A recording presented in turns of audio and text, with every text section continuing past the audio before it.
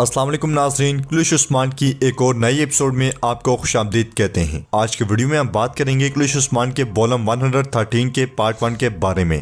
इस एपिसोड के आगाज में हम देखते हैं कि सौगौत में सुल्ताना इल्चिचक के साथ मौजूद होती है और परिंदों की जानिब देखते हुए कहती है, तुम्हारा दिल जादुई और मुतासर कुन है, तुम नहीं जानते कि दुख क्या होता है, तुम्हें माफ किया जा सकता है। मैं तुम्हारे बगैर हजारों रातें रोई हूँ, लेकिन तुम एक रात भी नहीं रोई। फिर इल्चिचक की जानिब पलटते हुए कहती है, अहमद गजाली, ये अल्फाज खूबसूरत हैं, क्या ऐसा ही है? लेकिन ये अल्फाज जिस वजह से लिखे गए वो एक बड़ा दर्द है, मोहब्बत। जब मोहब्बत से इम्तिहान लिया जाए, वो भी दो तरफा मोहब्बत का, तो कोई भी आशिक अपने महबूब से अलग नहीं हो सकता। इल्चिचक, मोहब्बत इस दुनिया का सबसे बुलंद एहसास है। सुल्ताना की काफी देर बातें सुनने के बाद इल्चिचक पूछती है, वालदा सुल्ताना, आपने मुझे क्यों बुलाया? तो सुल्ताना उसका हाथ थामते हुए कहती है, मोहब्बत करने वालों को मुत्तहिद होना चाहिए। इल्चिचक, हमने तुम्हें तुम्हारी मोहब्बत से जुदा किया और एक पिंजरे में डाल दिया, देखते हैं कि क्या तुम हमें माफ कर सकती हो। ये कहते साथ ही सुल्ताना बड़ा मासूम सा चेहरा बनाकर इल्चिचक की जानिब देखती है, जैसा कि अपनी बातों से उसका दिल जीतने की कोशिश कर रही हो। नाज़रीन, इसके बाद काई कबीले में हम देखते हैं कि अलजन और जरकुतै तलवारें लिए खड़े होते हैं और जरकुतै कहता है, चलो अपने बाजू से काम करो, मुंह से नहीं। ये सुनते साथ ही अलजन जरकुतै पर हमला करती है, मगर जरकुतै बड़ी आसानी के साथ उसके हमले को रोकर हंसता है और फिर कहता है, तुम करोगी, मैं तुम्हें ऐसे हथियार इस्तेमाल करने का आदी बना दूंगा कि बाला हतून तुम्हें बाजियान में शामिल कर देंगी। अलजन बा बाजी कहते कहते जरकुतै एकदम से बा पर रुक जाता है, जिस पर अलजन को बहुत गुस्सा आता है और वो कहती है, बोलो बोलो बोलो ताकि मैं तुम्हें मार डालूं। ये कहते साथ ही अलजन एकदम से जरकुतै के गले पर तलवार तान लेती है और कहती है, एक लफ्ज और बोलो ताकि मैं तुम्हारी जुबान काट दूं। ये सुनकर जरकुतै कहता है, तुम क्या कर रही हो? हम तरबियत कर रहे हैं। इसके साथ ही अलजन उसे छोड़कर आगे बढ़ती है और गुस्से से कहती है, क्या इस कबीले में और कोई नहीं था जो उस्मान साहब ने तुम्हें भेजा और मैं तरबियत क्यों हासिल कर रही हूँ? यह सुनकर पास बैठा गुरबज कहता है, जरकुतै हथियारों के इस्तेमाल के बारे में नहीं जानता,